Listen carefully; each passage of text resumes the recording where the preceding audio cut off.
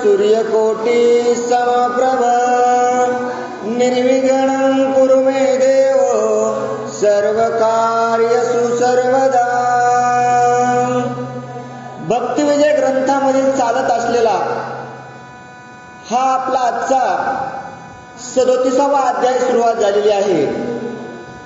आणि 37व्या अध्यायाला सुरुवात झाल्याच्या नंतर ग्रंथकर्ते सांगायले की बाबा, तुम्ही मागील अध्यायामध्ये भगवंताचा एकदम जवळचा असणारा सूरदास नावाचा भक्त, त्या भक्ताची कथा तुम्ही रात्रीच कालच्या अध्यायामध्ये ऐकलेली आहे. आणि आजच्या अध्यायामध्ये त्याच्यापेक्षाही भक्त श्रेष्ठ असणाऱ्या भक्तांची रसाळ अशी कथा आज आपल्याला ऐकायला मिळणार आहे. आता रसिका मुरार भक्त थोर, तो संत सेवेसी अति तत्पर. मथुरा प्रांती साय नगर, येथे निरंतर वसतसे. मथुरा नगरीमध्ये राहणाऱ्या भक्तांची कथा. मुरार भक्त थोर, तो संत सेवेसी अति तत्पर. मथुरा प्रांती साय नगर, तेथे निरंतर वसतसे. आता श्रोते हो, तुम्ही सावध रीतीने ऐकायचं आहे. आणि रसिक असणारा त्या भक्ताची, तो रसिक मुरार नावाचा भक्त त्या मथुरामध्ये राहत होता. आणि तो भगवंताचा भक्त होता. त्याची रसाळ असणारी कथा आपल्याला ऐकायला मिळणार आहे. यमुना तीरी करोनी स्नान, यावरी करी श्रीकृष्ण पूजन. षोडोपचार साहित्य करून पुष्पे तुळसी अर्पितसे. आणि त्याचा नित्यनेम होता भगवंताचं पूजन करायचं. अहो, यमुना नदीवरती काय करायचं, सकाळी उठायचं प्राप्त स्नानाच्या वेळी आणि यमुना नगरीवरती जाऊन त्या नदीवरती जाऊन स्नान करायचं. आणि स्नान करून रोजचा नित्यनेम असायचा, भगवंताच्या जवळ यायचं, त्या भगवंताची पूजा करायची. जे काही आपल्याला पुष्प त्या भगवंताला अर्पण करता येतील, जेवढं लागणारं साहित्य त्या पूजेसाठी त्याने मांडायचं.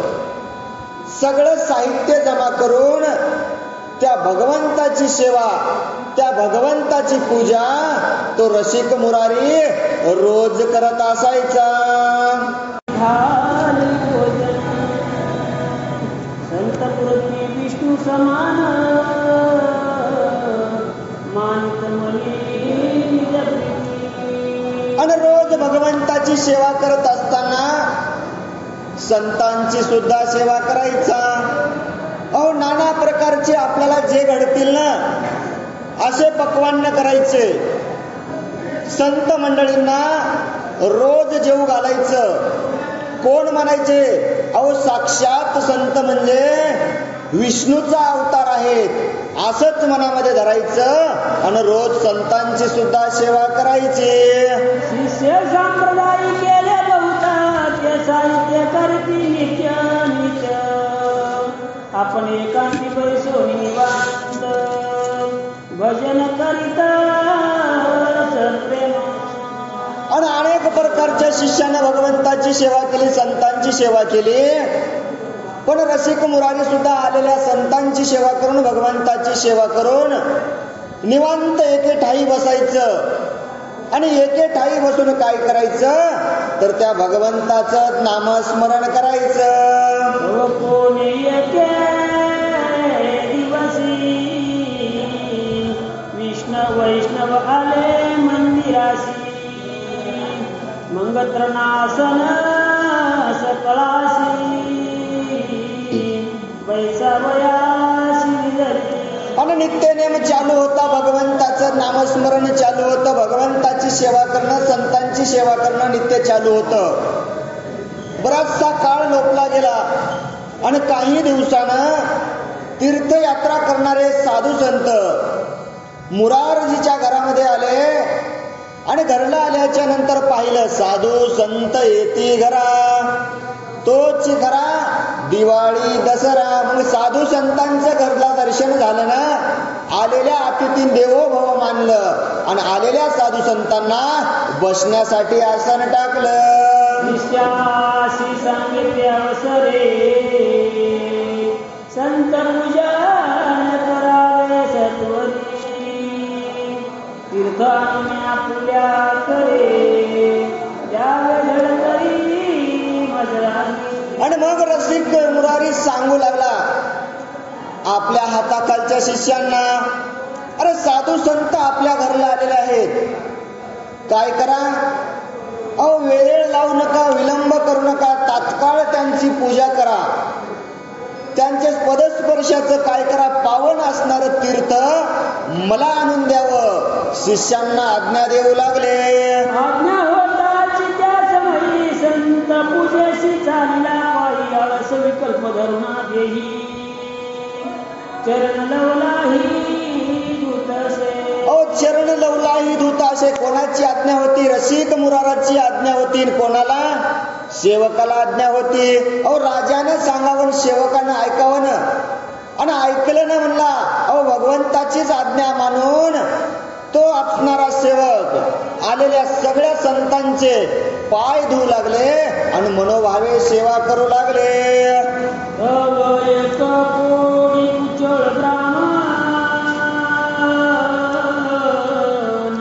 पाय फुटके आती मलिना, वस्त्र फाटके बहुत जीर्ण,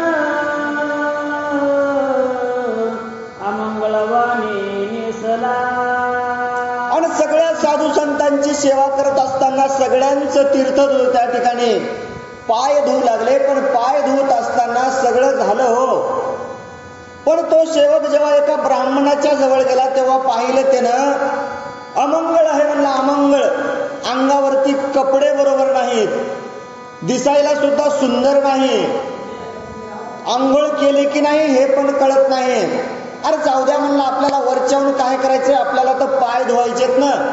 आणि पायाकडे पाहिलं तर पाय सुद्धा सुंदर नव्हते, चांगले नव्हते. काय होतं हो पायाला?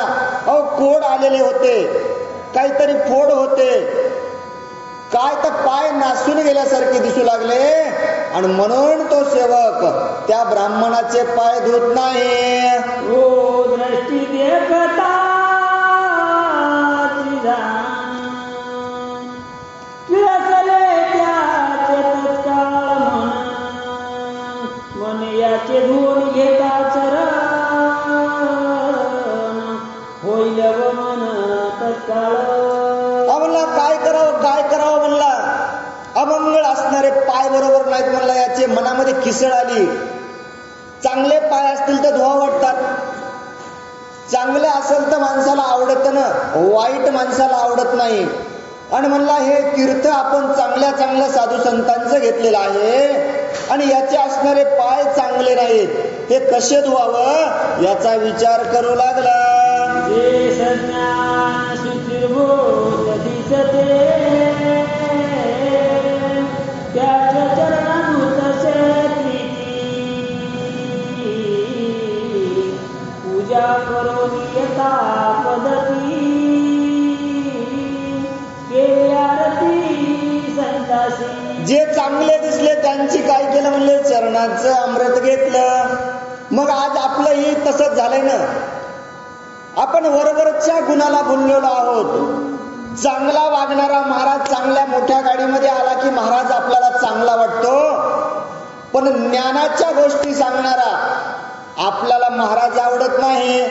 मग का म्हणले, का तर या शरीराला लोभ लागलेला आहे आणि म्हणून याला चांगलं आवडत नाही, चांगलं हा पाहत नाही, हा वरवर असणाऱ्या भक्तीला बोलतो. आणि तसंच त्या सेवकाचं झालं. अहो जो ज्ञानवंत होता, भगवंताची प्राप्ती असणारा ब्राह्मण होता, पण शरीराने जरी तो नाचका असला तरी मनानं निर्मळ होता, पण त्याचं पूजन केलं नाही, त्याचं तीर्थ घेतलं नाही. आणि जे मनानं सुचिरभूत दिसले, चांगले कपडे घातलेले दिसले, त्या त्यांचीच त्या ठिकाणी चरण घेतलं आणि त्यांचीच पूजा आरती करू लागला. चरण तीर्थ गेलो निजत्व सद्गुरुशी दिदल्या त्या वसरी मंग मुरारदास झळकली प्राशन करी ते दवा. आणि सगळ्यांची आरती केली. चरण तीर्थ घेतले एका पात्रामध्ये आणि कोणाकडे घेऊन गेला हो सेवक? त्या मुरारीकडे घेऊन गेला ना, आपल्या देवाकडे घेऊन गेला ना. तो देव मानणारा आपला राजा होता ना, त्याच्याकडे घेऊन गेला आणि त्याच्या हातामध्ये दिलं. आणि त्यानं काय केलं?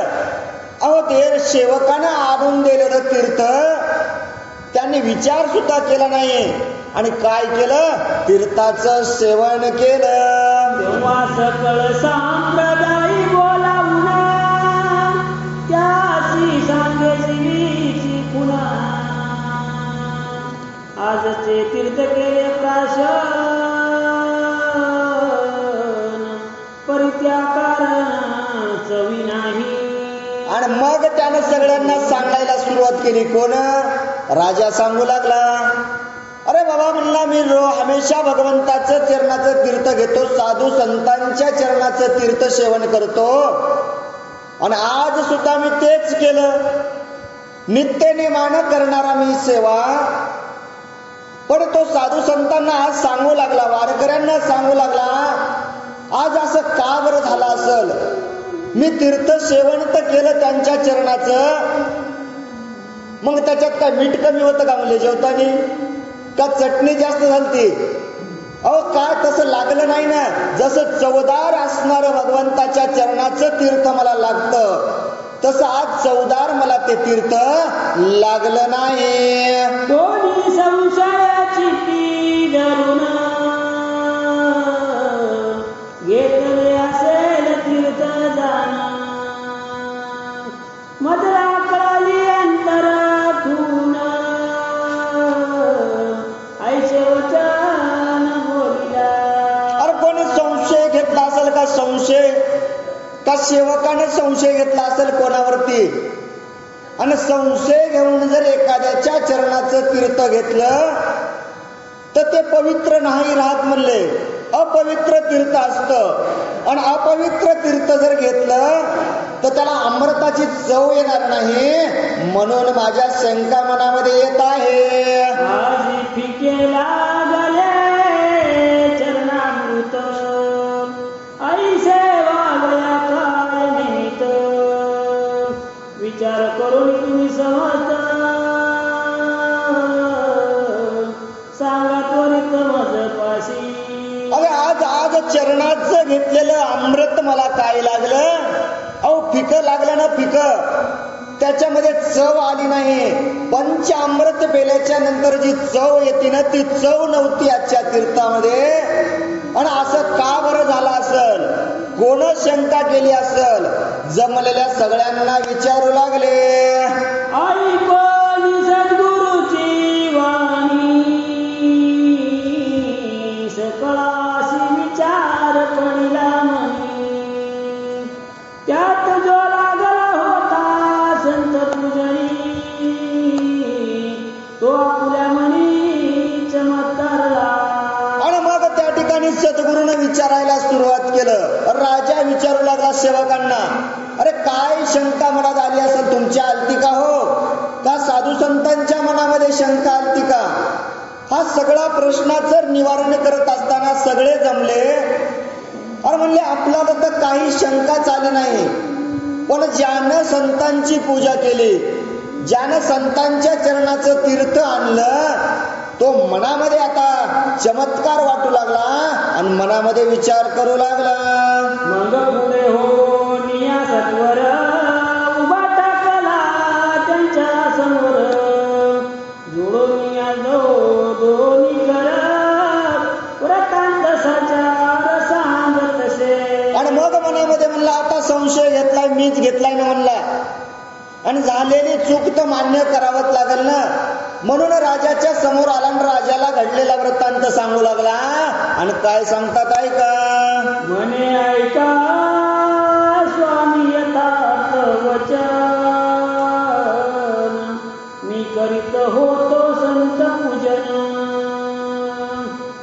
त्यात एक कोडी कुचळ ब्राह्मण देखोनी मन कंटाळले. आणि ऐका ना राजा, ऐका ना, अहो मी मनामध्ये शंका घेतली नाही. हो मी भगवंताची पूजा जशी करता तुम्ही तशी साधू संतांची मी पूजा करू लागलो. त्याचे तीर्थांचं तीर्थचरण मी चरणाचं तीर्थ घेऊ लागलो.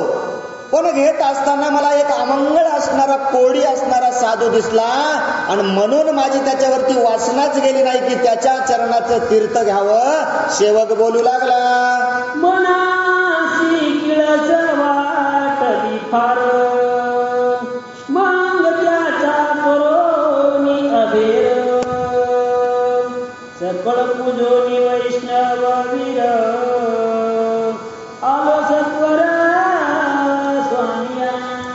अहो ऐका ना राजा, ऐका ना, अहो माझ्याच मनामध्ये मला किसळ आली आणि तो रोगीट असणारा ब्राह्मणाच्या चरणाचं मी तीर्थ घेतलं नाही, सगळ्या संतांच्या चरणाचं तीर्थ घेतलं, वैष्णवीरांच्या चरणाचं तीर्थ घेतलं आणि ते सगळं घेऊन सत्वर मी तुमच्याकडे आलो राजा. मग मुरार स्वामी त्यावेळी तत्काळ गेला त्याच्या जवळी. नमस्कार घालून भूमंडळी चरण प्रक्षाळी निज करे. अहो मग एवढं ऐकल्याबरोबर राजा थांबला का हो? काय विचारलं राजानं? बामण कसा होता, काय रोग होता? अहो विचारच केला नाही. तात्काळ राजा निघाला, ब्राह्मणाच्या जवळ गेला, साष्टांग नमस्कार घातला आणि पुढं काय करतो ऐका. स्वहस्ते पूजोनिया चरण हृदयी धरिला प्रेमे करुणा चरणामृष्ट नेत्रासी लावून तीर्थ प्रासिले आवडीने. आणि मग त्याचं दर्शन घेतलं. अरे साष्टांग भगवंताचं दर्शन व्हावं असं वाटलं. आपल्या हातानं त्याचे चरण धुतले. त्या ठिकाणी चरण धुतल्याच्या नंतर चरणाचं तीर्थ घेतलं, आपल्या डोळ्याला लावलं आणि मग ते पवित्र असणार तीर्थ राजांनी सेवन केलं. आता तीर्थासी लागली चव आई पाण्याचर्य करती वैष्णव म्हणती मुरार स्वामीचा भाव नकळे स्वयमेव कोणासी. आणि मग म्हणला चरणाचं तीर्थ घेतलं आणि सेवन केलं आणि मग सांगितलं, अहो इतका वेळ मी जे चरणाचं तीर्थ सेवन केलं अहो ते पवित्रच नव्हतं, त्याला चवच नव्हती. आणि आता जे मी पवित्र असणार तीर्थ सेवन केलं आहे ना, साक्षात त्याला अमृताची चव आलेली आहे. सगळ्या साधू संतांना तो सांगू लागला आणि मग ते म्हणू लागले, खरंच किती देवावरती याचा भाव आहे. सगळेजण विचार करू लागले. आईचे गुरु कृपेचे महिमान एक सचित्य जाणे पुन्हा की चंद्रामृताचा अनुभव पूर्ण चातका घडून येत असे. चंद्र अमृताचा म्हणजे चातकाला येणारच नाही ना त्याची रीस. आता चातकाला काय असते? अहो मृग नक्षत्रामध्ये येणाऱ्या पाण्याची चव चातकाला माहित असते. त्याला दुसरं अमृत जरी पाजलं ना त्याला नकोस असतं. मग असंच या ठिकाणी गुरु शिष्याचं नातं होतं. मुरारने ते मांडलेला आता ब्राह्मण आपल्या गुरु ठाई असणारे.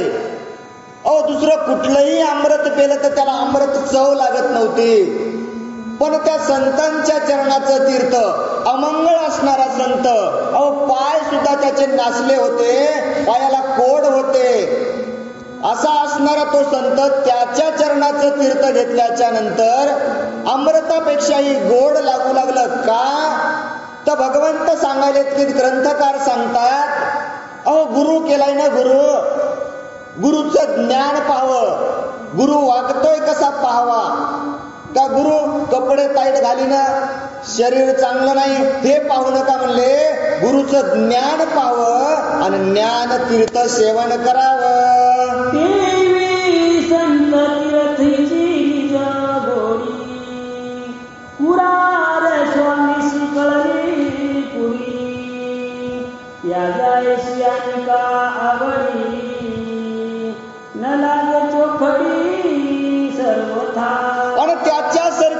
गोडी जी मुराराला कळाली होती ना, ती संतांच्या चरणामृताची गोडी, ती कोणालाच कळाली नाही. ग्रंथकार सांगू लागले, आई शरणी वैष्णव भक्त मस्तकी ठेविती वरद हस्त मनती तुझ साहे श्री कृष्णनाथ होईल त्वरित निज निश्चय.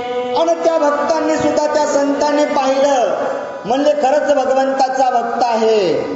प्रसन्न झाले हो साधू संत, माथ्यावरती हात ठेवून आशीर्वाद दिला आणि सांगितलं, अरे एवढी तू त्या भगवंतासाठी सेवा करतोस ना, निश्चितच तुला भगवंताची प्राप्ती होईल. भाव धरुणी संत चरणी तीर्थ स्वाद कळला मनी रसिक पुरारते पासोनी नाम सकळा भाव धरुनिया आणि संतांच्या चरणाचं तीर्थ केलं आणि त्या तीर्थाचं सेवन केलं. आणि म्हणून काय म्हणले सगळे संतांनी, मुरार असणारं नाव म्हणले याला रसिक असं नाव देण्यात आलं. का तर तीर्थाची असणारी रसना त्यानं जाणली, पवित्र आणि अपवित्र असणारं अमृत त्याने जाणलं, म्हणून संतांनी त्याचं रसिक मुरारी असं नाव ठेवण्यात आलं. त्यांचा गुरु दयाळ तो ब्रह्मज्ञानी पुन्हा अर्चन पूजन येता करीत से जाण निज प्रीती. आणि त्यांचा गुरु सुद्धा म्हणले दयापूर्ण असणारा गुरु, तो सुद्धा आपल्या भावभक्तीनं भगवंताची नित्य पूजा करत असे. गंडकी शिळेची मूर्ती सुंदर तिजला पूजने आषाढोपचार वस्त्रभूषणे अलंकार लेववी साचार निज भावे. आणि गंडक शिळेची असणारी मूर्ती त्या भगवंताची असणारी, गुरुनं सुद्धा काय करायचं, रोज तिची पूजा अर्चा करायची, वस्त्र अलंकार करायचे आणि निज भावे त्याची सेवा करायची. येथे एक राजा दर्शनास येऊन पूजा देखोनी संतुष्ट मन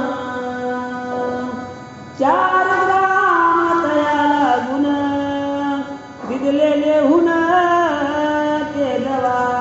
आणि पूजा करत असताना एक राजा यायचा, रोज दर्शनाला यायचा. राजानं पाहिलं, मंदिरामधला सेवक म्हणले एवढी भगवंताची सेवा करतो, एवढी भगवंताची चाकरी करत असताना आपल्या हातून काहीतरी दान घडावं. तुका म्हणे थोडा तरी परोपकार, तुका म्हणे फार थोडा तरी परोपकार, थोडा तरी आपल्याकडून परोपकार घडावा. या अनुषंगाने त्या राजानं काय केलं, त्या पुजाऱ्याला, त्या सेवकाला 4 गावची जहागिरी देऊन टाकली की बाबा म्हणले तू सेवा करतो ना भगवंताची, आणि तुझ्यासाठी मी 4 गावची जहागिरी देतो. दयाळवासी म्हणे उपनाथ हे ग्राम पूजा दिले तुम्हाते याचे द्रव्य उकळोली समस्त साधू संत पूजावे. आणि तो राजा त्या सेवकाला सांगू लागला, अरे तू भगवंताची सेवा करतोस ना, म्हणून मी तुला या 4 गावची जहागिरी दिलेली आहे. आणि मग तू काय करायचं, अरे बाबा याच्यापासून जेवढं तुला उत्पन्न मिळेल, याच्यापासून जेवढं तुला द्रव्य कमवता येईल तेवढं तू कमव, पण काय कर, सन्मार्गाला लाव. त्या द्रव्यापासून तो साधू संतांची सेवा करावी. राजा उपदेश देऊ लागला.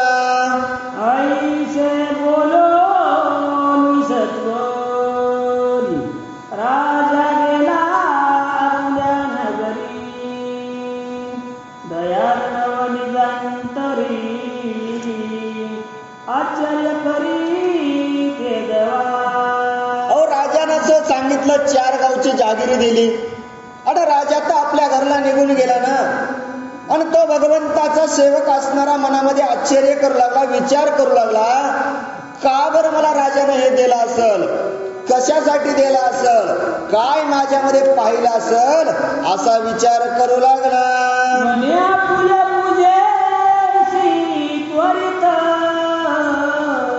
उपाय करी श्रीकृष्णनाथ या परिसंतोष मानवी मनात अर्चना करीत श्रीहरीचे. म्हणले आपल्या पूजनाला कोण पावलाय तर साक्षात भगवंत श्रीकृष्णानेच आपल्याला खरंच पावलेले आहेत. आपली पूजा त्यांनी मान्य केलेली आहे. आपण केलेल्या पूजेचं तो सेवन करून आपल्याला काहीतरी दान दिलेलं आहे असा मनामध्ये विचार केला आणि भगवंताचं नामस्मरण करू लागला. बहुत दिवस चालले व्रत तो विघ्न ओढवले अकस्मात एक दुष्ट होता उन्मात आला अवचित त्या ग्रामात. आणि मग भगवंताचं रोजचा नित्यनेम चालू होता. आता 4 गावची जहागिरी मिळालेली होती आणि त्याच्यापासून येणारं उत्पन्न यायचं. आलेल्या उत्पन्नापासून साधू संतांची भगवंताची सेवा करायचं. पण चांगलं झालेलं देखवत नाही. आणि एके दिवशी काय झालं, अहो दृष्ट असणारा एक त्या गावामध्ये आला होता.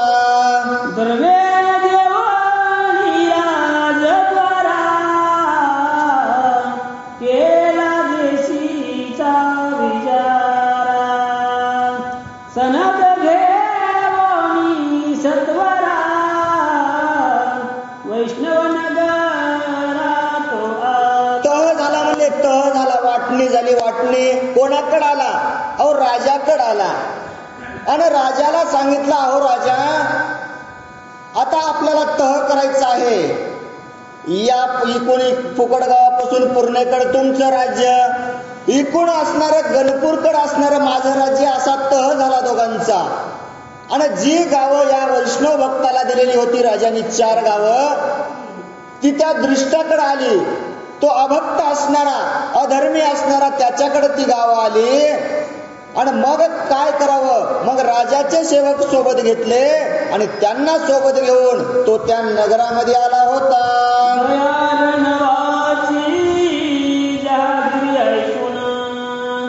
जप्त करी तो दुर्जन जे विधर्माचे राज्य दुर्योधन घेत हिरोना पापिष्ट.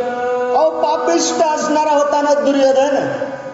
आणि एवढं धर्म राज्याचं राज्य असणारा तो हिरावून घेऊ लागला ना. गरजच नव्हती ना, युद्धामध्ये जिंकल्यावर काय घ्यायचं तर घेणं. पण कशासाठी तो या ठिकाणी धर्मराजाचं राज्य घेऊ लागलास तो.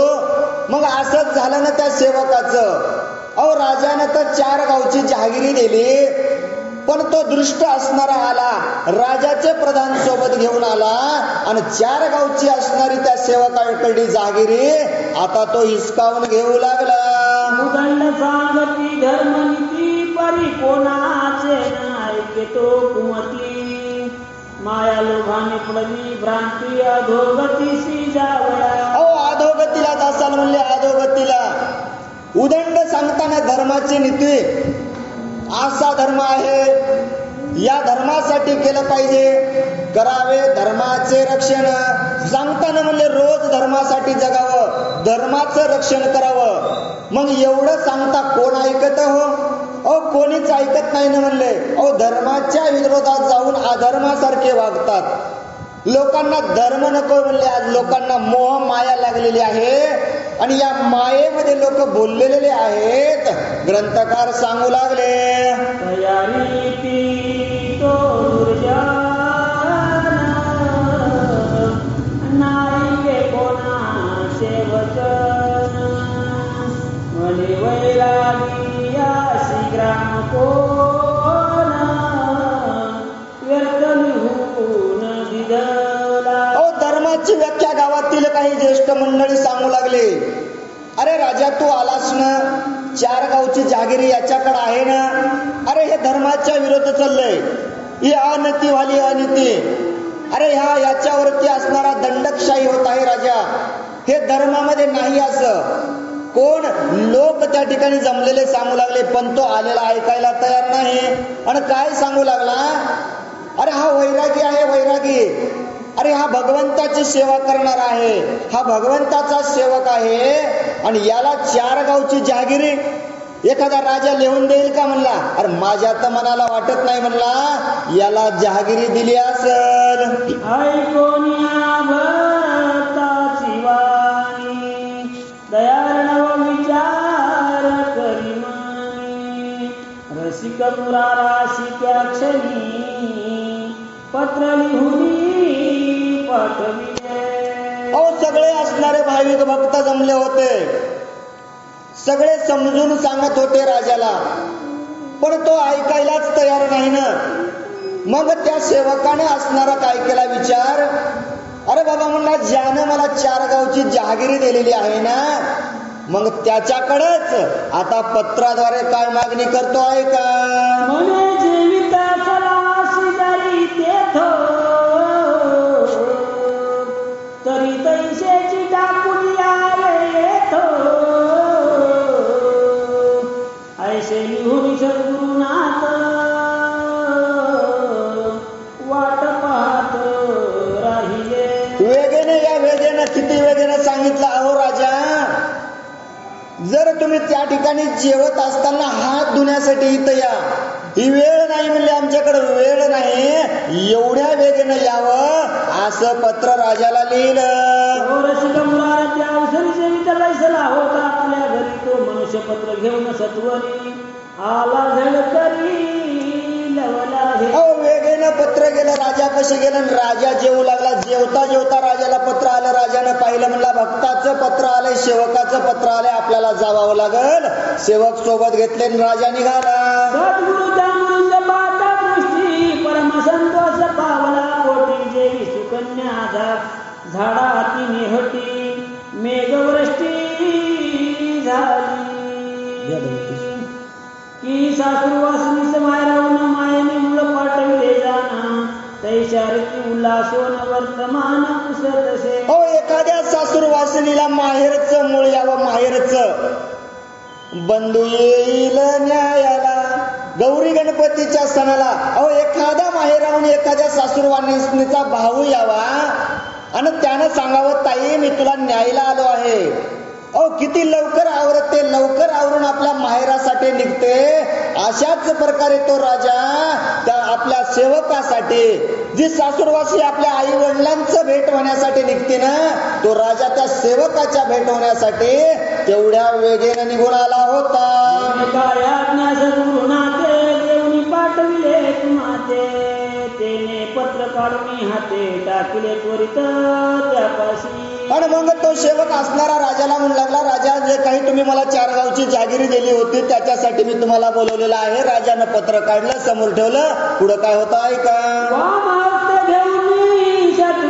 बातमी पाय त्या सरी, तैसाची आज्ञा श्री उठला झडकरी जेविता. आपल्या डाव्या हाताने पत्र दिलं आणि गेल्याबरोबर त्या प्रधानानं वाचल्याबरोबर राजानं जेवता जेवता उठला आणि तसाच निघाला. कोणाशी न बोलता वचन, देखून सत्वर केले गमन. मने सांगा तिथे तत्काळ करीना, उल्हास निजमनी धरलेला. आणि तात्काळ त्या ठिकाणाहून उठला, कोणाला सांगितलं नाही. जेवढे प्रधान तयार होते, घोडे तयार होते, घेतले आणि तात्काळ सांगा म्हणले मी येत आहे. नगरांतरी प्रवेशले सद्गुरुच्या मंदिरी, दृष्टी देखता झळकरी नमन करी साष्टांग. आणि मग त्या नगराच्या जवळ आल्याबरोबर सद्गुरुरायांचं असणारं मंदिर पाहिलं. मंदिरामध्ये असणारा पुजारी पाहिला, समोर आले, भगवंताचं दर्शन घेतलं आणि पुढं काय सांगतात ऐका. तैसाची भरला हस्त, देखो निष्पुसती सद्गुरुनाथ. मुकाशी अन्न लागले किमर्थ सांगे त्वरित मजपाशी. आणि मग असणार त्या ठिकाणी त्या सेवकानं पाहू लागला. अरे बाबा, जेवता जेवता राजा आलेला आहे, तसाच आलेला आहे, हात भरलेला आहे, धुतला सुद्धा नाही. आणि मग आपल्या हाताने त्याचा हात पुसला आणि तोंडाला लागलेलं कर्कट सुद्धा पुसू लागला. म्हणे सद्गुरु नाथा,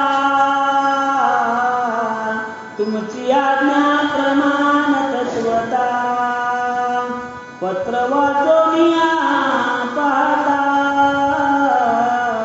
उठिलो जेविता लवकरी. अहो, तुमची आज्ञा होती हो, तुमची आज्ञा आल्यामुळे मी जेवता जेवता उठलो, तुमचं पत्र वाचलं आणि तसाच या ठिकाणी निघून आलो.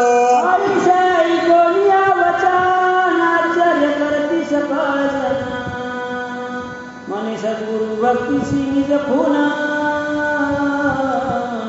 न कळे तुझे विन कोणासी. आणि राजा सांगू लागला, राजा.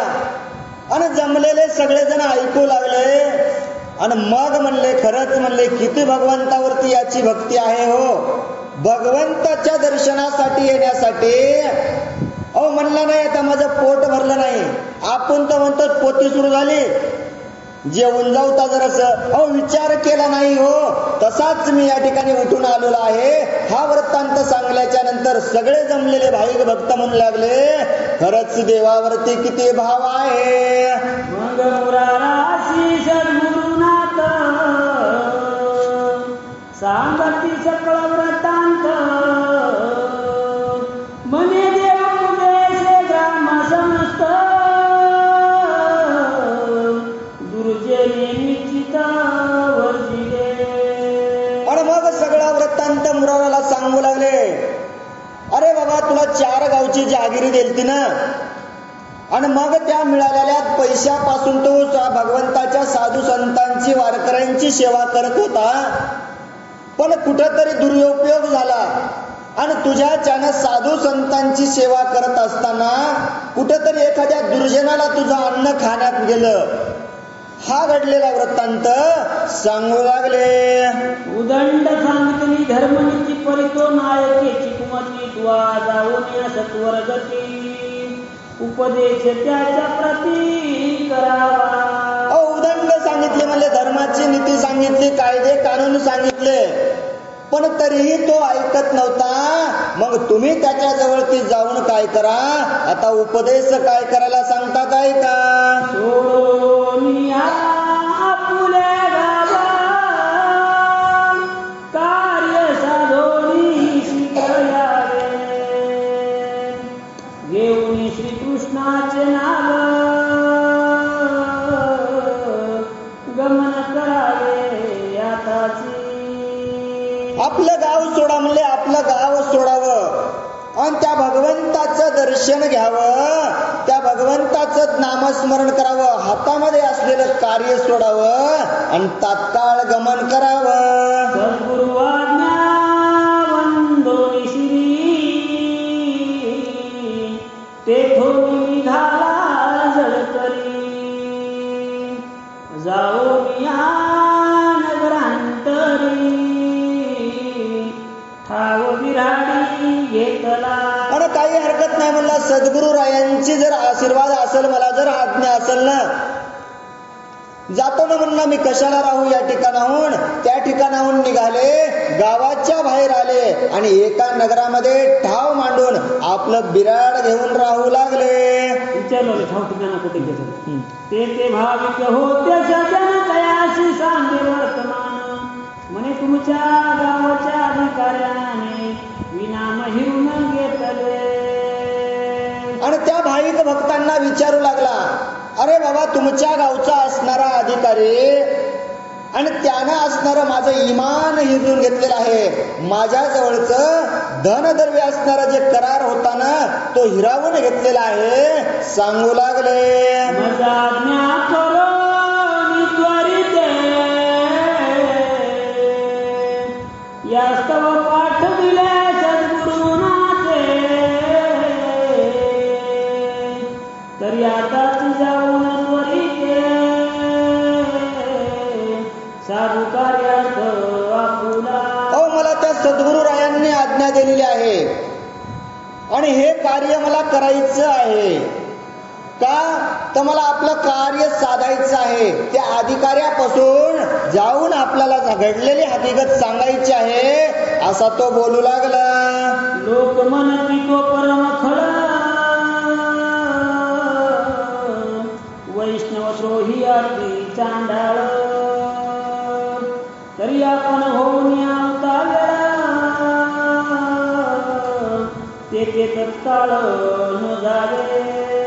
आता ज्याच्याकडे जायचं होतं निवाडा करायचा होता ना आणि त्याचा पत्ता विचारत असताना लोक सांगू लागले अरे तेही देशद्रोही आहे तेही चांगला नाहीये आणि तू एवढ्या लगबगीनं त्याच्याकडे जाण्याचा विचार करू नये तू त्याच्याकडे जाऊ नये लोक सांगू लागले. तुम्ही केवळ सात्विक भक्त तुमचा उपदेश न चालय तेथ कनकाची भात कुपात कासया व्यर्थ टाकावी.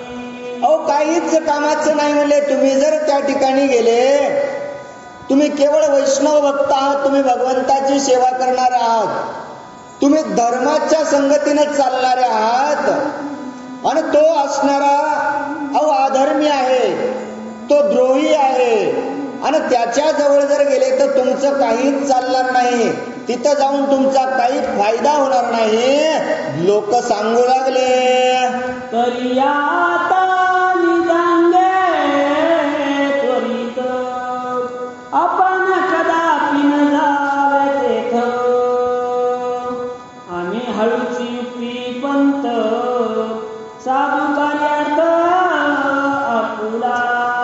आणि मग लोकांनी सांगितलं अहो तिथं जाऊन फायदा नाही आणि तुम्ही तर धर्माचे धर्मसेवक दिसता मग आम्ही तुम्हाला एक युक्ती सांगतो म्हणले युक्ती आपण काहीतरी मधला मार्ग काढूत आणि तुमचं सुद्धा कार्य सिद्धीस जाईल असा मार्ग काढायला सुरुवात झाली.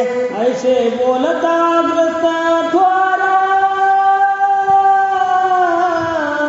मग रसिक मुरार उत्तर मजला गुरु आज्ञा साचारा ही कार्य सत्वर साधावे. मग रसिक मुरार सांगू लागला अरे बाबा मला गुरुची आज्ञा आहे आणि गुरुची आज्ञा असल्यामुळं माझं कार्य लवकर साधायचं आहे काय नियोजन असेल ते मला सांगावं. त्यांची आज्ञाप्रमाणे वाही म्हणून जातो त्या ठाई नेदित तरी आपणचा काही उपाव नाही सर्वता. हो त्यांची आज्ञा असल्यामुळे मी त्या ठिकाणी जात आहे तुम्ही जर सांगत असताल तिथं जाऊन फायदा नाही मग मधला उपाय काय करावा. तो तिकडे त्या दुर्जना कारण कोणी सांगितले वर्तमान की ग्राम सोडवावया कारण रसिक मुरार येत असे. आणि बघा तेच पुन्हा काय घडलं अहो त्या दुर्जनाला कुणीतरी सांगितलं की बाबा गाव सोडण्यासाठी रसिक मुरारी असणारा आपल्याकडे येत आहे ही वार्ता सुद्धा त्याला कळाली. त्याची दृष्टी पडता जाण खळाशी तत्काळ पडते मोहन ऐसे ऐकून या वचन विस्मित मना झाला तो. अरे बाबा त्याची दृष्टी चांगली नाही म्हणले तो काही कामाचाच नाही मग त्याच्याकडे कशाला जायचं हा सगळा वृत्तांत सांगू लागले आणि आता तो मुरारी काय विचार करतो आहे का. मग विचारो मी आयुती काय करिता झाला कुमती मधून मदानो हाती पैवानाशी एकांती सांगत से. आणि म्हणलं तो आपलं गाव सोडून जाणारा मुरारी असेल ना आणि माझ्याजवळ येत नाही आणि जरी आला तर काय करावं मग प्रधानांना सांगितलं अरे आपल्याकडे असणारा उन्मत्त असणारा तो हत्ती आहे ना तो हत्ती घेऊन यावा. सगळ्यांना राजाने त्या आज्ञा दिली. म्हणे रसिक मुरार उठावते आजी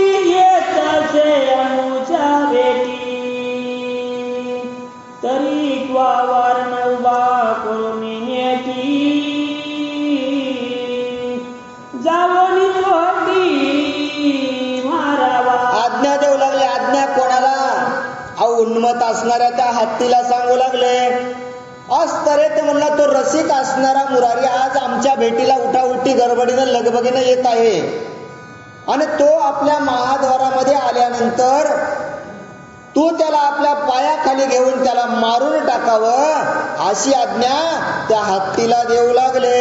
हे कार्य साधिताची जाण काही तुझं देईल धन ऐसे ऐकोनी पैलवाना अवश्य म्हणे ते धवा. पैलवान सुद्धा होते, त्यांना सुद्धा सांगितलं तुम्हाला काय करायचंय, मारायचंय आणि जर का तुम्ही त्याला मारलं आणि हे कार्य जर सिद्धीस नेलं, तुम्ही मी सांगितलेलं जर काम तुम्ही पूर्ण केलं तर या कामाचा मोबदला म्हणून मी तुम्हाला काही द्रव्य सुद्धा देतो असं ते सांगू लागले.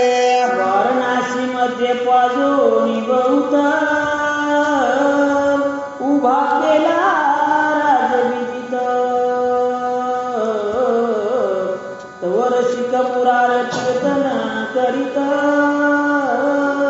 येत त्वरित संभ्रमे. पण काही हरकत नाही म्हणले, आता प्रधान म्हणले राजाची आज्ञा आहे, मुरारीला मारायचं आहे आणि पहिलाच असणारा तो हत्ती उन्मत होता हो आणि त्याच्यात त्याला काय केलं, मद्यपान दारू पाजली ना आणि मग दारू पाजल्याच्या नंतर तो जास्तच उन्मत झाला ना आणि मग समोरून पाहिलं आपल्या राज्यामध्ये मुरारी येत असताना दिसला आणि पुढं काय घडतंय ऐका. शिष्य संप्रदायी बौद्ध जन घेतल्या सती समागमे करून टाळ मृदंग प्रेमी घेऊन गात नाम गुण आवडी. आनंदाने नाचत गाचत वाजत येऊ लागले मुरारबाजी. एकटे होते का हो? अहो शिष्य असणारे आपल्या सोबत घेतले होते. टाळ मृदंग चिपळ्याच्या नादावरती भगवंताचंच नामस्मरण कर, राम कृष्ण हरे विठ्ठल केशवा माधवा असा गुणगान गात गात गात त्या राजाच्या नगरीमध्ये येऊ लागले. जय जय रंजनीकांता विश्वव्यापका विधी जनका पाऊसांतका निज भक्ताशी तुझ विन सखा वैकुंठ नायका नसेची तू नसशी कोण्या ठाई ऐसा ठावन मात्र नाही जेवी आकाश पक पाही परिमलिन नाही सर्वता. अरे भगवंता तू कुठं नाहीस, भगवंता तू प्रत्येक ठिकाणी आहेस, चराचरामध्ये सामावलेला आहेस तू भगवंता. अरे कुठं तुला नाही असं नाहीच ना. पृथ्वीवर आहेत, आकाशामध्ये आहेत, त्रिलोकामध्ये भगवंता तूच आहेस असा सर्वात्मक असणारा ब्रह्मांडाचा नायक आणि त्या भगवंताचं भजन मुरारबाजी करू लागले. ऐशिया परिस्वानंद भरित श्रीहरीचे गुण वर्णित नगरवासी लोक समस्त कौतुक पाहतनी दृष्टी. आणि उन्मत्त असणारा हाती समोर आहे, पण भीती आहे का हो? का भीती बाळगायचीच नाही ना. अरे भगवंता, अरे तुझ्यासाठीच जन्म घेतलाय ना आणि काय करायचंय तूच करणार आहेस ना. अरे तुझंच नामस्मरण करता करता जर मला मरण आलं तर अजून पुण्यच लागल ना भगवंता. मग याच अनुषंगानं तो मुराराजी असणारा आपल्या सोबत सगळ्या भक्तांना घेऊन त्या भगवंताचं नामस्मरण करत चालू लागला. तो उन्मत्त वारण भीतीतून पुढे येतासे त्वरे करून ग्रामीचे लोक देखती नयनी उमजले मनी आपुल्या. लोक पाहू लागले, म्हणले समोरून तर मुरार यायलाय, इकून तर उन्मत असणारा हत्ती आहे. अहो काय होईल म्हणले. सगळ्या नगराचे लोक पाहू लागले आणि मनामध्ये विचार करू लागले आता काही खरं नाही आणि पुढं काय होत आहे का. रसिक मुराराची प्रीती कानी येऊनी हळूच ही दुर्जने तुम्हावर धरून कुमती पाठविला हाती मारावया. आणि रसिक मुरार असणारे भजनामध्ये दंग असताना एक जण जवळ यावं, सांगावं, ऐका ना मुरारजी, ऐका ना हो. अहो तुम्ही ज्याच्या भेटीला जात आहात ना, अहो त्यानं काय केलेलं आहे, तुमच्या मारण्याचा बेत केलेला आहे. तुम्हाला मारण्यासाठी त्यानं उन्मत असणारा हाती पाठवला आहे. हे जरी सांगितलं तरी रसिक मुरारी भगवंताचं नाव काय बंद करीन गेले. ऐसे सांगता तयाशी काही भय न वाटे मानसी. मने हे नश्वर रक्षिता यासी काळग्रासी अंत समयी. अरे म्हणले कशाला भ्यायचंच नाही ना, आपल्याला काय भेव आहे का म्हणले. अरे रक्षण करणारा भगवंत आहे ना, देव तारी त्याला कोण मारी. अहो मारायचं काय भीतीच नाही ना आपल्याला. आपल्याला जर भीती असती तर आपण त्याचं भेय वाटलं असतं, पण आपल्याला कुठल्याच प्रकारची भीती नाही. आपला विश्वास त्या भगवंतावरती आहे. रसिक मुरारी बोलू लागले, ते सद्गुरु कारणी लाविता जाण तात्काळ पळती सफळ विघ्न. आईसे बोलून या वचन पुढे गमन करीतसे. अहो हा देह जर त्या सद्गुरु कारणाशी लावला, हा देह जर त्या भगवंताच्या भक्तीमध्ये लावला ना, तर 12 वाटाने विघ्न पळतात म्हणले. हरि उच्चारणे अनंत पापराशीन जातील लयाशी क्षण मात्रे. अहो किती जरी विघ्न जर आले आपल्यावरती आणि मुखामध्ये जर त्या भगवंताचं नाव असल, आलेले विघ्न काय करतील हो, करणारच नाहीत ना विघ्न आपल्यावरती. काही संकटच येणार नाही ना. मुरार सांगू लागले, हो पुढे उन्मत्त वारण सन्मुख वेता देखील दुर्ना शिष्य संप्रदाय त्या कारण बोलिले वचन ते ऐका. आणि मग समोरून येणारा उन्मत्त असा असणारा तो हत्ती पाहिला, पण थोडंही डगमगले नाही. पण शिष्य असणारे आता त्या मुरारजीला काय सांगतात ऐका. पुढे सन्मुख येता काळ आता येथून काढावा पळ. नाही तरी आम्ही सकळ जीवे तत्काळ जाऊ की. अरे ऐका ना म्हणजे काळ येत आहे काळ, आणि आपल्याला जर आपलं समोर मरण दिसायलंय ना, मग आता तरी पळा ना म्हणले. अरे तुम्ही जर नाही वापस गेला तर काय होईल. अरे तुम्ही तर मरसालच ना, पण तुमच्या सोबत आम्हाला सुद्धा मरावं लागल. सोबत आलेले सांगू लागले, रसिक मुरार तया प्रती काय बोलिले वचनोक्ती. सद्गुरुपदेश तुम्ही निश्चिती घेतला प्रीती निज निष्ठे. तुम्ही सद्गुरु रायांचा उपदेश घेतलेला आहे ना, मग भिण्याची गरजच नाही ना म्हणले.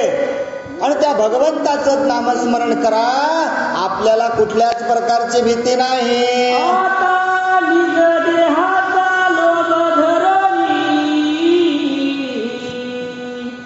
जाऊ मनदाचा येथोनी. तरी आधीच का तुळशी गळा बांधोनी व्यर्थ गोवणी पडावे. अहो कशासाठी म्हणले, लोभ झाला ना तुम्हाला या निज देहाचा. मग हे देहच भगवंताला अर्पण केला नाही ना तुम्ही, आणि कशाला आपल्या गळ्यामध्ये तुळशीच्या माळा घालायले, त्या भगवंताचं नामस्मरण करायले. अरे गरजच नाही ना म्हणले, गरजच नव्हती ना. एवढा उठाठेव करण्याची काही गरज होती का.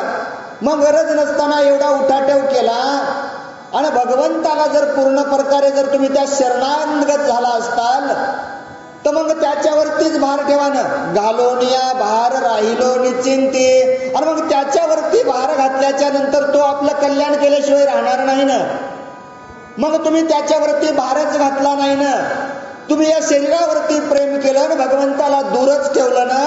रसिक मुरारी सांगू लागले, ऐसे वचन ऐकून कानी माळा काढल्या सकळानी.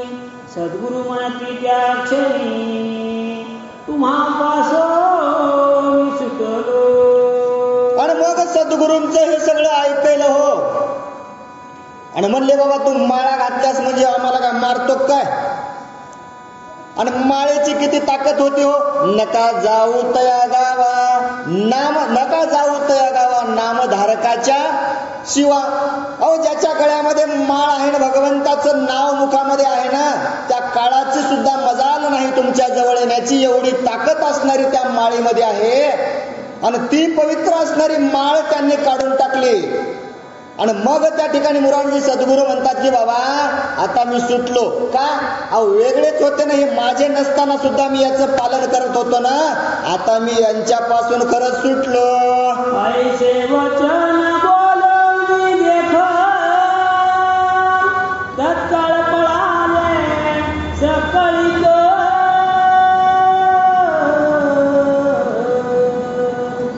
रसिक मुरारी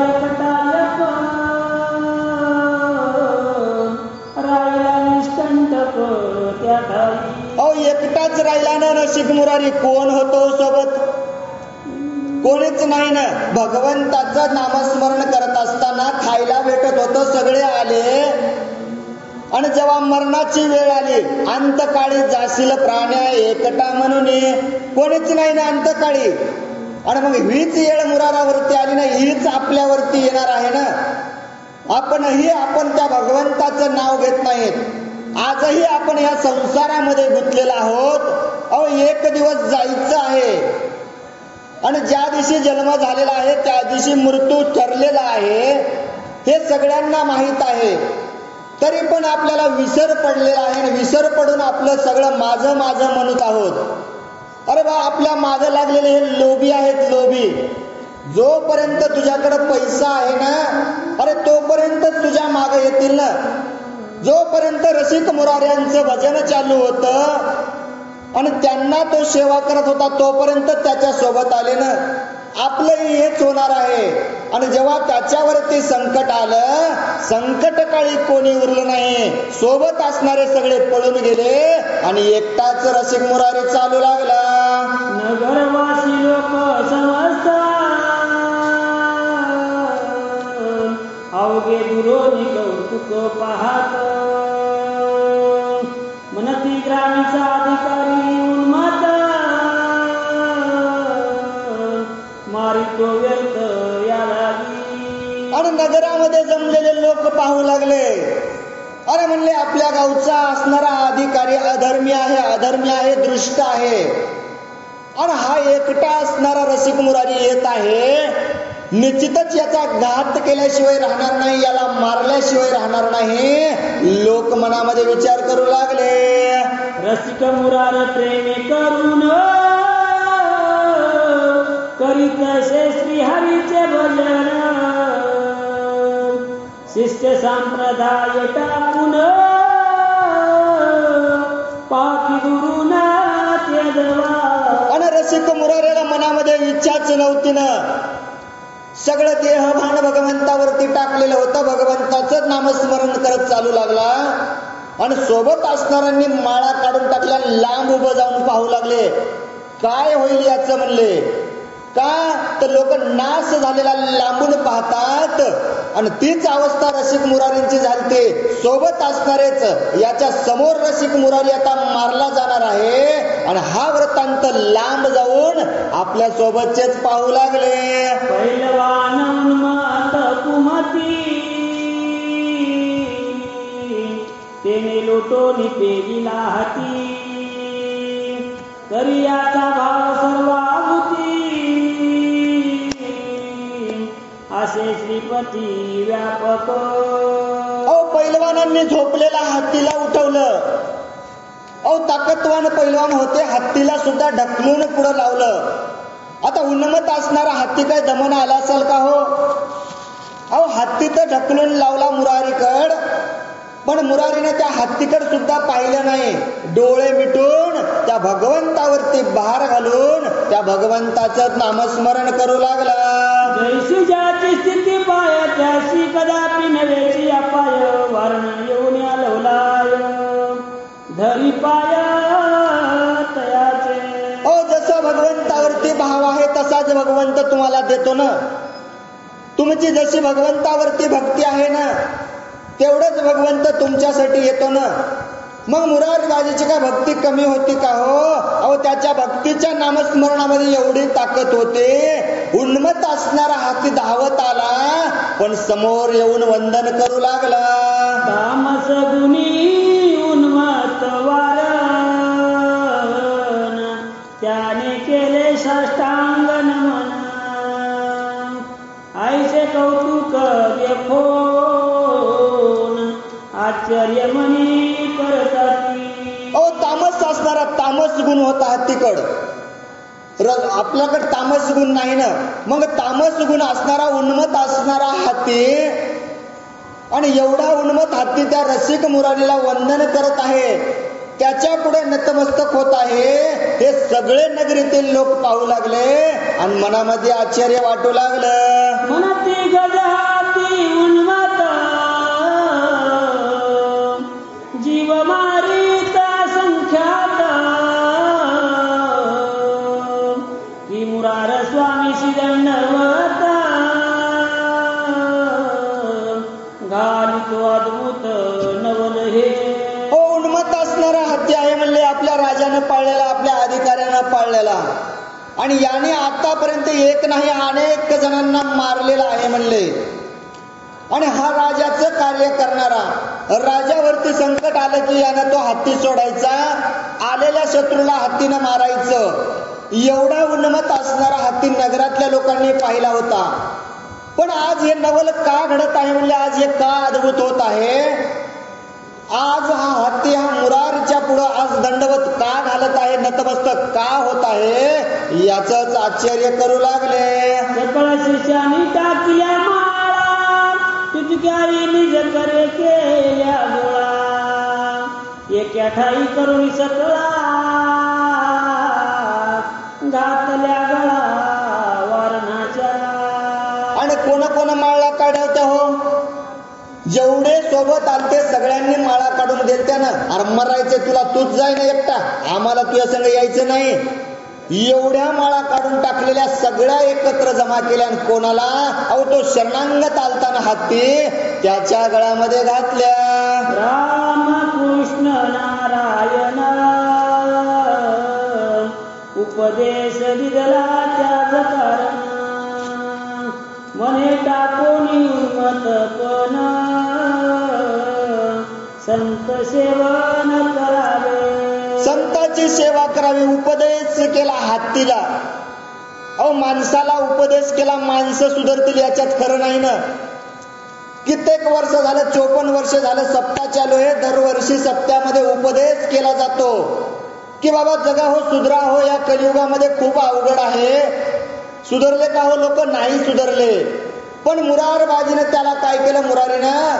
अहो त्या हत्तीला उपदेश करून सांगितलं, मुखामध्ये राम राम नाव घ्यावं, राम कृष्ण हरिनामाचा उच्चार करा आणि काय कर, साधू संतांची सेवा कर. हा उपदेश हत्तीला केला. काया वाचा मन भक्ताची गालिया शरण.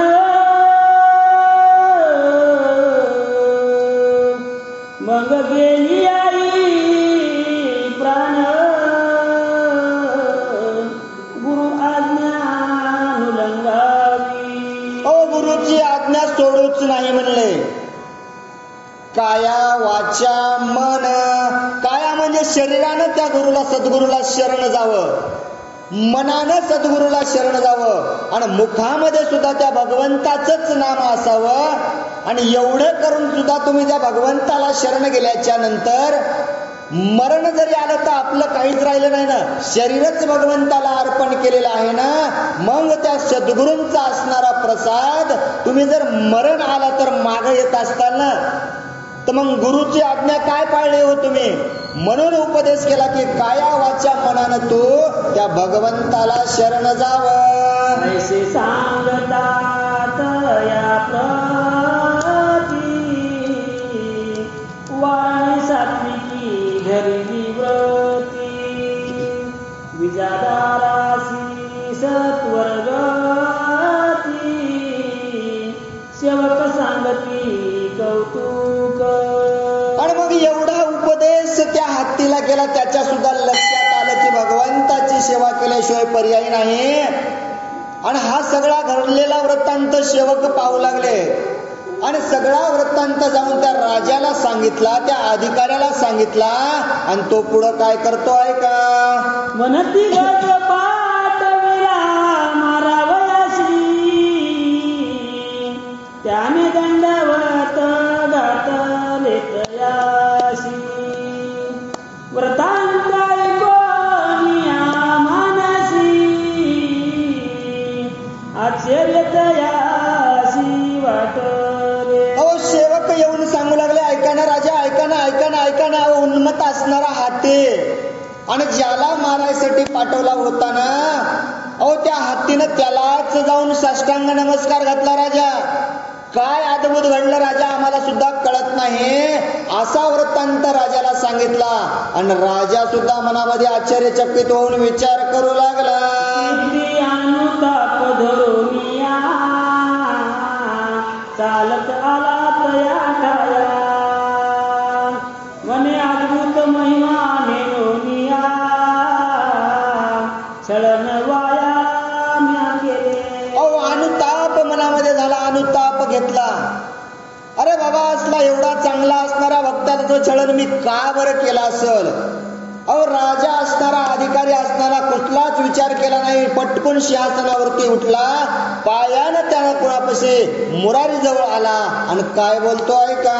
मी वैष्णव भक्त निश्चित म्हणून गातय दंडबद्ध काय अपेक्षित तुमचे चित्त हे आज्ञा त्वरित मज करा. अहो आज्ञा करा म्हणले, आज्ञा करा. तुम्ही भगवंताचे वैष्णव भक्त आहात म्हणून त्यांना दंडवत घातला आणि सांगितलं, ऐका ना, तुम्ही मला जे काही सांगसाल ती मी तुमची आज्ञा पाळायला तयार आहे. राजा सांगू लागला. रसिक मुरार म्हणे यावरी विचार अनेक नाही अंतरी श्री गुरु वचन वंदोनी श्री पूजेचे गाव सोडवावे. आणि मग रसिक मुरारीनं सांगायला सुरुवात केली, अहो राजा, मला तुमची धन दौलत राज्य पाहिजे नाही हो, पण त्या श्रीगुरुरायांची आज्ञा आहे.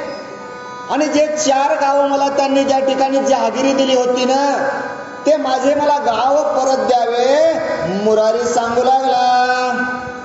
आणि उपदेश केला वर्णाते तोही सोडून द्यावा माते ग्राम अधिकारी अवश्य म्हणत्या मागुती दंडवत घातले. आणि माझं मला गाव देसाल म्हणले, काही हरकत नाही. मग या हत्तीवरती मी उपदेश केलेला आहे, उन्मत असणारा हत्ती. अहो बस झालं ना, याच्याकडून किती प्राण घेता तुम्ही लोकांचे, याच्याकडून का तुम्ही असं पाप करून घेता. अहो याला सुद्धा मुक्त करावं, याला सुद्धा सोडून द्यावं. मुरार मागू लागला. हे तरी येऊन समजापते सगळे वारणा घेतला त्वरित श्री गुरुपाशी कीर्तन करीत साधुनी कार्यात पातळा. आणि मग सगळं काही लिहून घेतलं. सगळं लिहून घेतल्याच्या नंतर हत्ती सुद्धा सोबत घेतला, सद्गुरु रायापाशी गेले आणि कार्यसिद्धीस नेऊ लागले. बसुयातीत हस्ती उन्मत तोही झाला ज्ञानवंत हे देखून आश्चर्य मनात लोक समस्त करतात. अहो लोक विचार करू लागले, प्राण्यामध्ये उन्मत असणारा हत्ती आणि एका साधूची संगत झाली आणि साधूच्या संगतीमुळं हत्ती सुद्धा अहो भगवंताचं नामस्मरण करू लागला ना. माऊलीनं नुसतं रेड्याकड पाहिलं तर रेड्यावरती कृपा झाली. रेडा सुद्धा वेद बोलायला लागला. आणि मुरारजीच्या कृपेने हत्ती सुद्धा भगवंताचंच नामस्मरण करू लागला. एवढी ताकद कशात? त्या भगवंताच्या नामस्मरणामध्ये आहे. वारणासी झाले पूर्ण ज्ञान, तो रात्री ऐके हरी कीर्तन, दिवसास अरण्यात जाऊन इंधने घेऊन येत असे. अहो मग त्याला सुद्धा ज्ञान झालं ना, आणि ज्ञान झाल्याच्या नंतर त्यानं सगळं सोडून दिलं. रात्री भगवंताचं हरिकीर्तन ऐकायचं, भगवंताचं नामस्मरण करायचं, आणि मग दिवसा अरण्यामध्ये जायचं. लाकडं जे काही इंधनासाठी लागतील, स्वयंपाक करण्यासाठी लागतील, तो घेऊन यायचा. वैष्णवा देवा वयात कळी, नित्य पाहिजेत पत्रावळी, अरण्यात जाऊन त्यावेळी पाणी तत्काळी आणि तसे. आणि मग म्हणले आलेल्या साधू संतांना जर जेवू घालायचं असेल तर मग ताट तांब्याची सुविधा होती का हो? नव्हती ना. म्हणले अहो वनामध्ये जाऊन पत्तरवाळी आणावं लागेल, केळीचे पान आणावं लागतील, ते सुद्धा काम हाती करू लागला. उत्कृष्ट पात्रे देती टाकून ती प्रीतीने बक्षी वारण, त्या वाचोनी पदार्थ आनन बक्षीच सर्वता. आणि त्या भगवंताची भक्ती केली, आणि जे काही जेव घालायचं साधू संतांना जेव घालायचं, आणि साधू संतांच्या जेव घालण्याच्या नंतर जे पात्र उचलून बाहेर टाकायचे ना, तेवढंच अन्न जेवढं त्या पात्रामधून उच्चिष्ट पात्र उष्ट्या पात्रामधून मिळालेलं अन्न त्या हत्तीनं सेवन करायचं, आणि दुसरं काहीच खात नव्हता. ठाकूरद्वारी श्री भागवत नित्य वाचिती वैष्णव भक्त, श्रवण करीती नित्य नित्य वैराग्य अद्भुत मानसी. मने पशु याती उन्मता, वारण देह लागला येथ, कृपा करिता सद्गुरुनाथ, संत समागम लाभला. अहो सद्गुरुनाथाची कृपा झाली ना, पशुला सुद्धा त्या भगवंताचं सेवन करायला भेटलं ना, नामस्मरण करू लागला ना. मग एवढी त्या सद्गुरूंच्या भेटीमध्ये ताकद आहे, आणि त्या भगवंताच्या भेटीसाठी सद्गुरूची भेट घेतली, आणि हत्ती सुद्धा भगवंताचं नामस्मरण करू लागला. त्या भगवंताचं आपण का बरं नामस्मरण करू नये? जन्मीचे होते सुकृत, ते फळाशी आले त्वरित, ऐसे वारणा सोमनाथ, नित्य कल्पित निजावडी. अहो काहीतरी पूर्वजन्माचं पुण्य होतं ना, पूर्वजन्माचं आपलं काहीतरी गाठोडं होतं, म्हणून तर या जन्मामध्ये आपल्याला त्या भगवंताचं नामस्मरण करता यायले ना.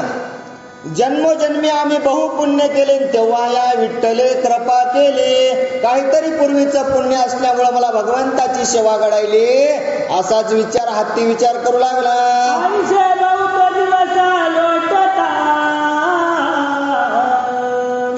तो रसिक मुरार चालिला तीर्था, आनंद झाला वैष्णव भक्ता, उल्हासले निज मानसी. रोज त्या भगवंताची सेवा करत करत साधू संतांची सेवा करत असणारा रसिक मुरारी आता म्हणले काय करावं, एकदा तीर्थयात्रा करावी. आणि तीर्थयात्रेला जाण्यासाठी त्यांनी तयारी केली. अहो त्या गावामध्ये असलेल्या सगळ्या भगवंताच्या भक्तांना आनंद वाटू लागला. समागमे घेऊनी गज, तीर्थाशी चालले वैष्णवराज, वस्त्र पान सकळ ओझ, घालिती सहज त्यावरी. आणि मग मुरारी म्हणला आपल्याला तीर्थयात्रा करायची. मग गाडी तर नाही ना, आपल्या सोबत हत्तीला घेतलं, आणि लागणारं सगळं साहित्य वस्त्र जे असणारे आपल्याला जे तीर्थयात्रेत लागणारे आहेत सगळा वज्याचा भार त्या हत्तीच्या पाठीवरती दिला आणि दोघं चालू लागले. वाटेशी कोणी तस्कर मिळून विष्णू भक्ताचे करीती छळण, तेव्हा सक्रोध होऊन वारण टाकी मारून त्याला. आणि मग तीर्थयात्रा करत असताना वाटेनं प्रसंग यायचे हो. अधर्मी लोकांनी काय करायचं, विष्णू भक्तांचा छळ करायचा, वाटत चोरांनी अडवायचं. मग असं असताना हत्ती सोबत होताना हत्तीनं पाहायचं आणि मुरारजीनं तर फक्त त्या भगवंताचं नामस्मरण करायचं. पण आलेल्या संकटांचं निवारण करण्यासाठी, आलेल्या त्या चोरांचं मारण्यासाठी हत्तीनं जायचं आणि त्यांना मारून टाकायचं.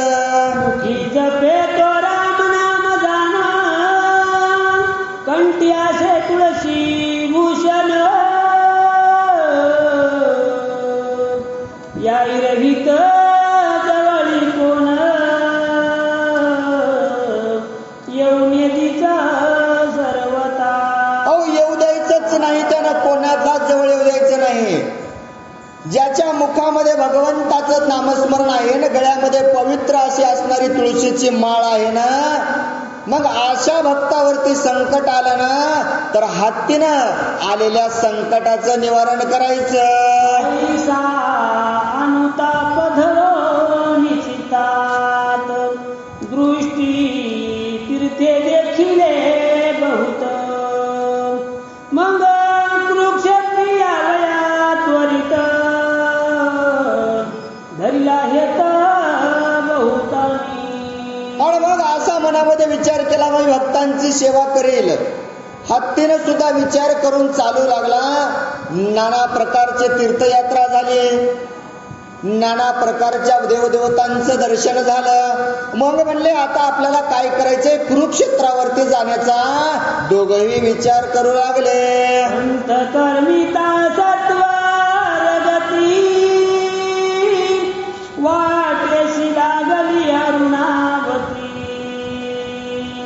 तेथे उभा करोनी हाती केले संती वास्तव्य. आणि काही हरकत नाही मुले, कुरुक्षेत्राला जायचं असेल निघाले. पण अरुणावती नावाचं त्या ठिकाणी एक नदी लागली, तीर्थ होतं.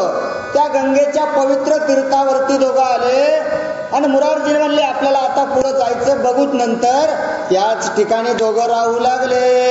रात्र रागत येत ऐसा समस्ती धरला येत तो अविंद्य राजा किंमत कळला व्रतांता तयासी. आपण याच नगरावरती म्हणले 3 दिवस राहूत. खूप दमलो आहोत, तीर्थयात्रा झालेल्या आहेत. पण अविंद नावाचा त्या ठिकाणचा राजा तो सुद्धा अधर्मी आणि उन्मत होता. आपल्या गावामध्ये कोणीतरी साधू संत आलेला आहे, हा त्याच्या कानावरती वृत्तांत गेला आणि तो काय करतो ऐका. सांगती जाओ त्वरित वैरागी उतरले नगरात. त्या निवारण उन्मत बहुत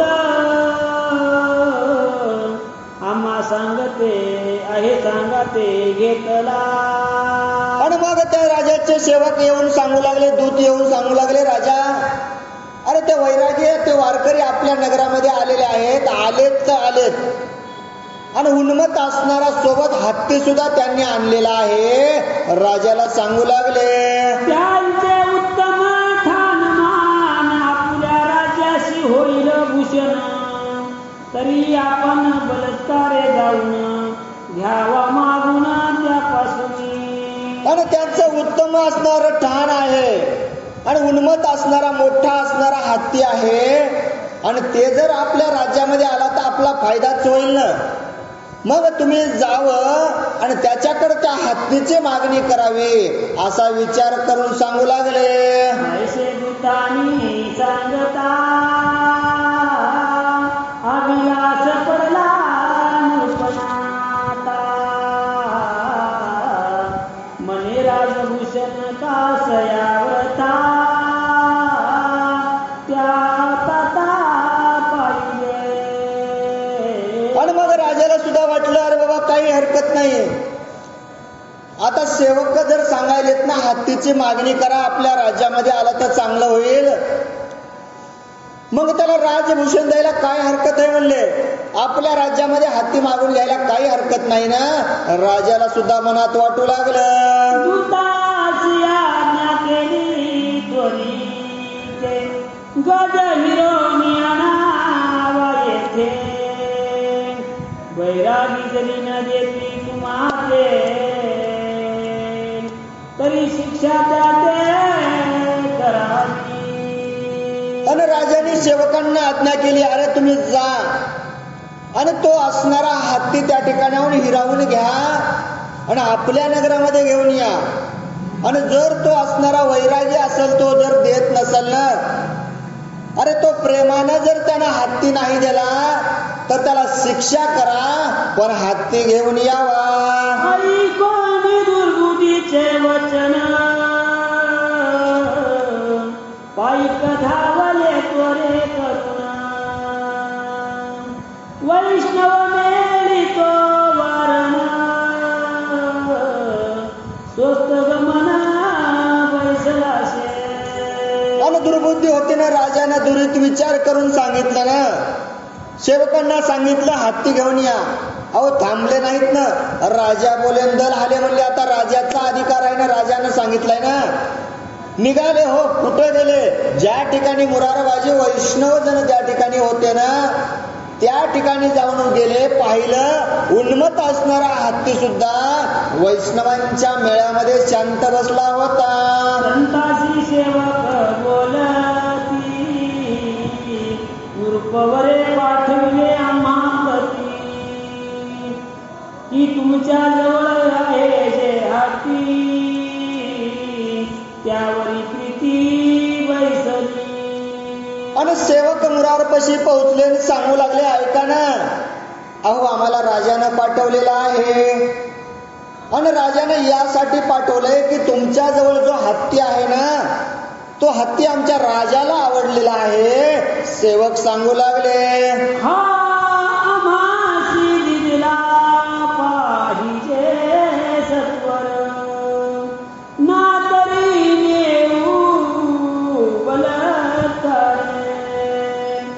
ऐकोनी दुर्बुद्धीचे उत्तर, वैष्णव थोर चिंतावले. पण मग हा असणारा हत्ती आमच्या राजाला आवडलेला आहे. आणि मग राजाच्या आज्ञेप्रमाणे तुम्ही काय करावं, हा हत्ती आम्हाला द्यावा. आणि जर का तुम्ही प्रेमानं जर हत्ती आम्हाला नाही दिला तर आम्ही तुमच्यासोबत भांडण करूत, तुम्हाला मारहाण करूत, आम्ही अशा प्रकारे काय करूत, हा हत्ती घेऊन जाऊत, असा वृत्तांत सांगू लागले. आणि वैष्णव भक्तांना चिंता वाटू लागली. एकमेका ते उत्तर बोलती, उन्मत राजा विंद कुमती. यासी सांगता धर्मनीती, तरी तो कल्पाती नाहीचे. आणि मग साधू संत एकमेकांना विचारू लागले, अरे अधर्मी असणारा उन्मत आहे ना तो राजा, आणि त्याला धर्माची नीती काय सांगावं. गाढवाला सांगून फायदा नाही म्हणले, गाढव सुधारणारच नाही ना. मग याला सांगून फायदाच नसल्यावर उग वेळ काला व्यर्थ घालायचाय. पुढं काय विचार करतात आहे का. बोल कराव देखो पाय, त्याशी ससाना रक्षील काल. जळाविन मत्स्य तळमत आहे, तरी करुणा नये बकाशी. अहो म्हणले एखादा माशा असल आणि माशा धरणाऱ्यानं जर तो पाण्यातून मासा बाहेर काढला, तो पाण्यामध्ये जाण्यासाठी तळमळ करत असतो. त्याला वाटतं आता माझा प्राण जाईल, एवढी तळमळ करत असतो. पण त्याच्या जवळच उभा असणारा तो माशा काढणारा पाहतो ना नुसता, त्याला क्यू येते का हो त्या माशाची? येत नाही ना. मग त्या राजाला काय क्यू येणार म्हणले, तो अधर्मी असणारा राजा आहे. म्हणती विष्णू भक्ता विन वारण,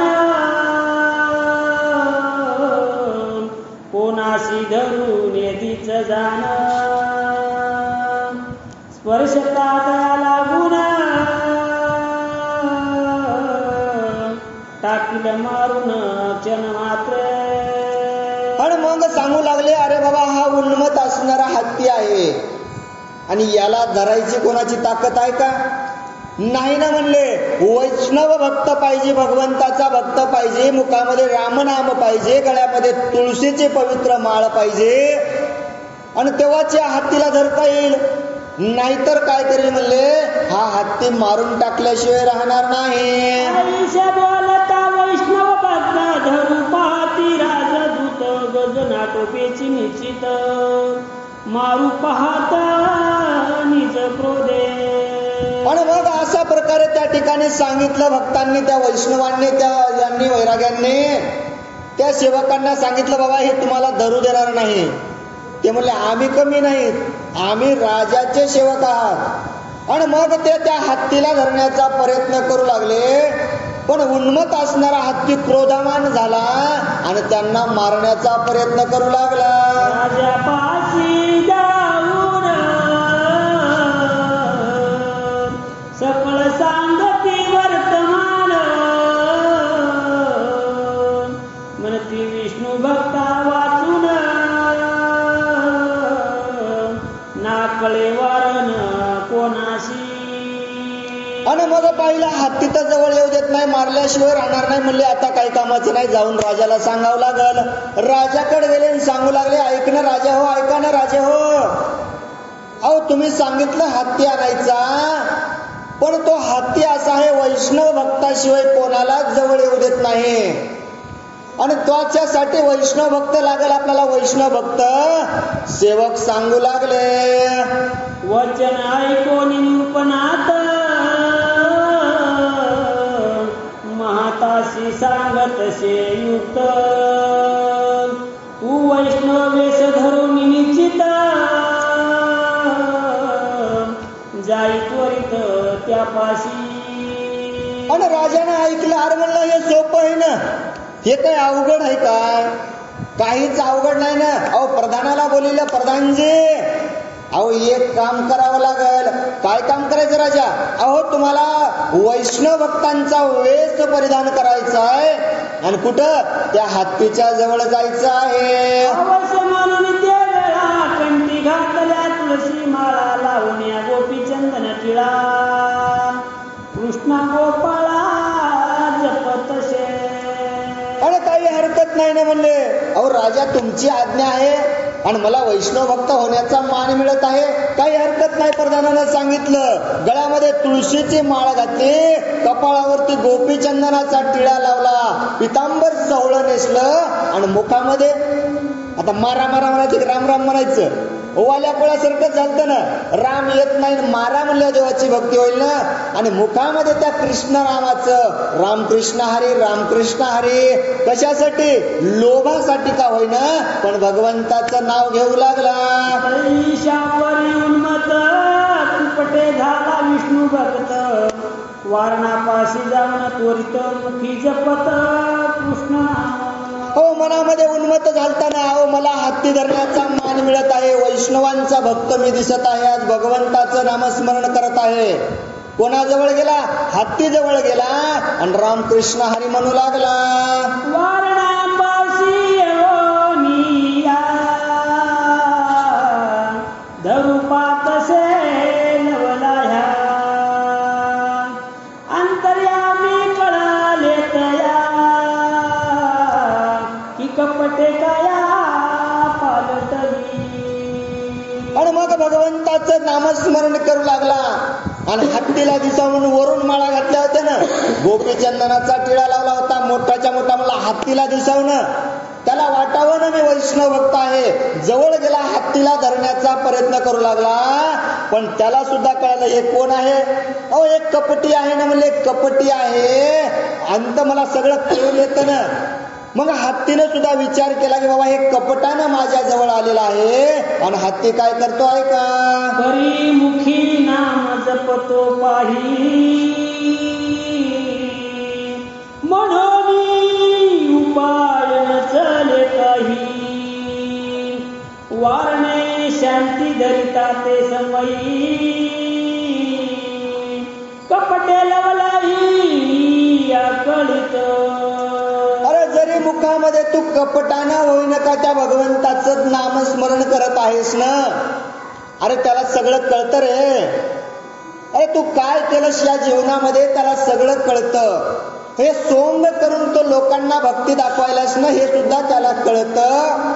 हा सगळा मनामध्ये विचार तो हाती करू लागला आणि यांनी काय केलं, कपटानं त्याच्यावरती घाला घातला. राजद्वारी नेता जान हातीचे उद्विग्न झाले मन. मने संत सेवा आजपासून मज कारण अंतरणी. मनामध्ये विचार करत होता हत्तीन तेवढ्या वेळामध्ये जाळं टाकलं आणि हत्तीला धरलं. काय विचार करत होता हो, की बाबा हा भगवंताचं नाव घेत आहे, हा खरंच असेल का कपटी असेल, हाच विचार करता होता. आणि तेवढ्याच क्षणामध्ये त्या हत्तीला पकडलं, घेऊन गेले राजाच्या दरबारामध्ये. आणि हत्ती मनामध्ये विचार करू लागला, म्हणला अरे आजपर्यंत मी त्या साधू संतांची सेवा केली, आता मला सेवा घडणार नाही. ठाई बांधी चालेऊन न खाले अन्नात वापरण. सप्त दिवस लोटता दार वैकुंठ भुवन पावला. हत्ती धरला. राजानं सांगितलं काही हरकत नाही, हत्ती शाळेमध्ये नेऊन त्याला बांधावं. नेऊन बांधलं ना त्याला. रोज त्याला चारा टाकायचे, पण तो काही अन्नच खात नव्हता ना. सारखं त्या भगवंताचीच भक्ती करायची. आणि मनामध्ये विचार यायचा, अरे बाबा मी त्या संतांच्या सेवेपासून मुकलो आहे, वैष्णवांची सेवा मला घडत नाही, काय करावं. 1 नाही 2 नाही 3 नाही 7 दिवस निघून गेले, पाणी घेतलं नाही, अन्न घेतलं नाही. आणि 7व्या दिवशी त्याला वैकुंठवास झाला. जीवनाशी जाता अकस्मात देह ठेविला गंगेत. हरी स्वरूपी धरुणी हेत सायुज्य मुक्ती पावला. काय केलं म्हणले, देह ठेवून गेला. देह माणूस मेल्यावर काय जातं शरीरातलं, काहीच जाते. काय जाते, काही जात नाही ना. आत्मा नावाचा निघून जातो ना. तो दिसतही नाही हो. मग हत्तीचं तेच झालं ना, भगवंताचं नामस्मरण करत करत वैकुंठ गमन झालं. पण आपलं हा शरीर ज्याला नटवण्यासाठी आपण आयुष्य घातलं, त्याला मोठं करण्यासाठी आयुष्य घातलं, मग ते शरीर इथंच ठेवून हत्तीला जावावं लागलं. आपल्याला सुद्धा जावावं लागणार आहे. धरिता साधूचा समागम पशु धरला न लागता मग मनुष्याशी लागावया सद्गुण नवल कोण तयाचे. संतांची संगती मनोमार्गगती. संतांची संगत झाली आणि हत्तीला सुद्धा देवाचं नाव घ्यावं वाटलं. हत्ती सुद्धा समागम झाला, वैष्णव भक्त झाला. आणि मग म्हणजे माणसाला संतांची संगत होती, माणूस सुधारला का हो. माणूस का सुधरत नाही, आणि सुधरायला पाहिजे ना, नवलाचीच गोष्ट आहे ना म्हणले कथाकार सांगू लागले. होत्या बोरी बाबुळा त्या भिन्न दिसती परिमळा. न्यून्य सर्वता नसती की तैसा खळहीन जातीचा. दुर्बुद्धी असेल तरी साचा परिसेदार घडताची संताचा. तरी उधार त्याचा होईल. अर्थ साधू संतांची जर तुम्हाला संगत घडली ना, कुठल्याही जातीचा असू द्या म्हणले, कुठल्याही अधर्मी असू द्या, आणि साधूची संगत घडल्याच्या नंतर तुमचा उद्धार झाल्याशिवाय राहणार नाही.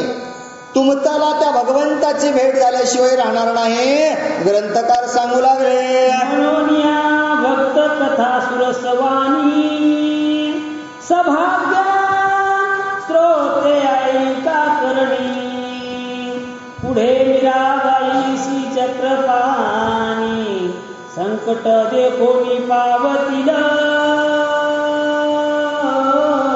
श्रोतेजन हो, एवढी असणारी सुंदर कथा तुम्हाला ऐकायला मिळालेली आहे, पण हिच्यापेक्षाही सुंदर असणारी पुढची कथा. भक्त असणारी मीराबाई, त्या मीराबाईला त्या भगवंतानं संकटामधून कसं सोडवलं, मीराबाईसाठी भगवंतानं काय काय कार्य केले सगळ्यांनाच माहित आहे. म्हणले मीरासाठी विषाचा प्याला पेला भगवंतानं. अशी असणारी मीराबाईची रसाळ कथा पुढील अध्यायात ऐकायला मिळणार आहे. रसाळ कथेची उत्पत्ती वाढीन सभाग्य श्रोत्याच्या पंक्ती श्रोत्या विनवी मैपती होय सुख प्राप्ती स्वानंदे. रसाळ असणारी अशी ही कथा तुम्हाला ऐकायला भेटणार आहे आणि श्रोते मंडळीच्या पंगती बसतील आणि मी माझ्या वाचे रूपानं तुम्हाला ही रसाळ असणाऱ्या पंगती तुम्हाला वाढणार आहे. जे चांगलं असेल त्या रसाळ वाढण्यामध्ये त्या ताटामध्ये तुम्हाला चांगला पदार्थ दिसला ना ते तुम्ही सेवन करावा. वाईट पदार्थ असणारा तो माझ्या दुर्बुद्धीचा दोष म्हणून मला सांगावा. असे असणारे ग्रंथकार त्या ठिकाणी भगवंताला विनवणी करून बोलू लागले. भक्ती विजय ग्रंथ ऐकत